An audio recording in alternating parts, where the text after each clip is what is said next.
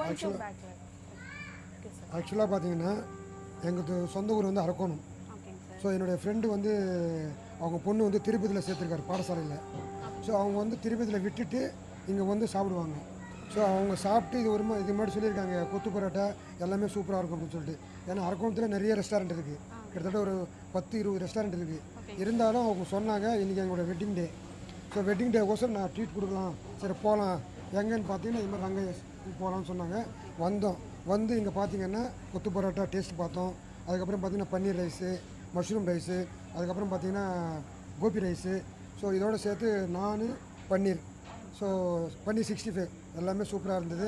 நிறைய ஃபுட்லாம் try பண்ணிருக்கீங்கல்ல sir, இதில் உங்களுக்கு ரொம்ப ஃபேவரட்டாக இருந்தது எது? கொத்து பரோட்டா ஃபேவரட்டாக இருந்தது. எல்லாமே பெஸ்ட்டு, சூப்பராக இருக்குது.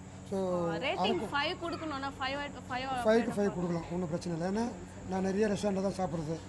ஸோ 3 ஸ்டார் 5 ஸ்டார் 7 ஸ்டார் வரைக்கும் போயிருக்கோம்.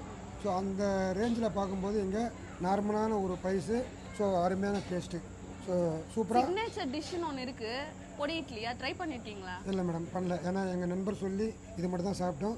நெக்ஸ்ட் டைம் வரும்போது பார்ப்போம், ஒன்றும் பிரச்சனை இல்லை. ஏன்னா அடிக்கடி நான் ஆந்திரா சைடு போவோம் காரில், அப்போ வரும்போது நான் ட்ரை பண்ணுறேன். Thank you thank you sir, thank you. Thank you for your valuable.